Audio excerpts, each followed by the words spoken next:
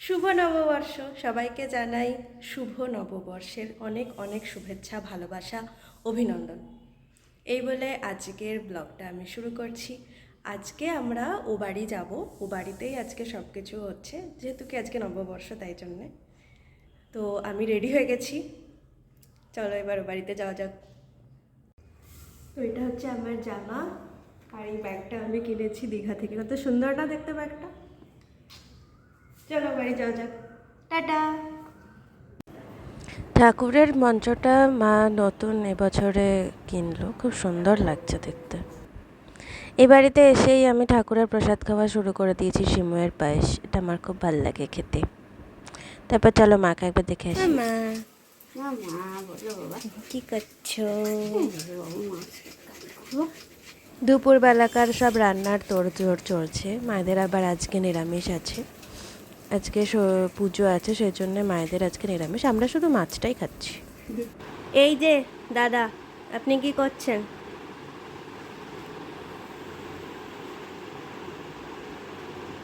Cinema দেখছে।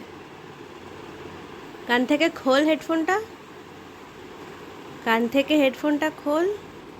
কি করছিস এবার বল। সিনেমা দেখছি। কি সিনেমা? আগন্তুক।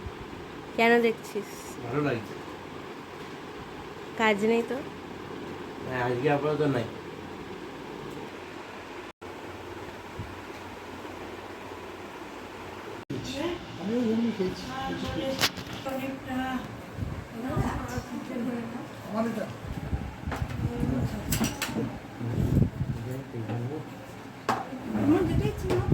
তোমার যেটা ইচ্ছা তুমি নিয়ে নাও।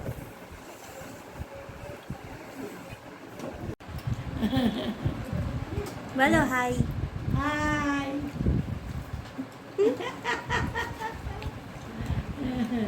আজকে একটু গরম করি বল, আজকে একটু গরম করি না।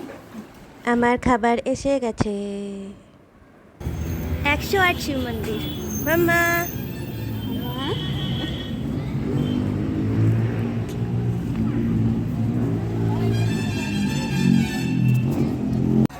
অনেক দিন পরে এলাম 108 শিব মন্দির।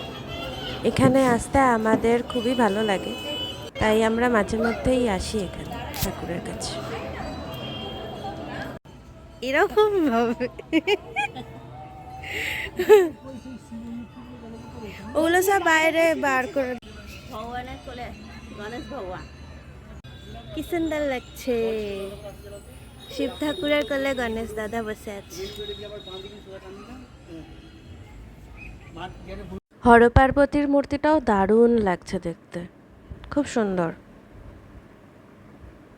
এখানে সব মূর্তিগুলো নতুন বানিয়েছে, অনেকদিন আসিও নি আমরা, যদিও দারুণ লাগছে মূর্তিগুলো দেখতে, খুব সুন্দর লাগছে। আর এত সুন্দর লাইটিংগুলো লাগছে এখন সন্ধ্যের দিকে।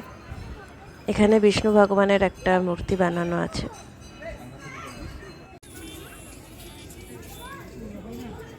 তো সুন্দর আলপনা দিয়েছে। বলো মামা। হ্যাঁ রে, কি দারুণ দেখ। ওই হ্যাঁ ওটা তো আছে। অনন্ত শয্যায় বিষ্ণু, দারুণ বানিয়েছে মূর্তিগুলো। এখানে রাম সীতার মূর্তিটা রয়েছে। এখানে সামনে আবার একটু পদ্ম ফুলের গাছও লাগানো আছে, বাট এটা অন্ধকারে আসেনি ছবিটা। ভাল লাগছে বেশ দেখতে। তো নন্দী মহারাজ, আর এখানে রাধা কৃষ্ণ বসে আছেন। মূর্তিগুলো প্রত্যেকটাই খুব সুন্দর বানিয়েছে, আর নতুন তো আরো ভালো লাগছে দেখতে।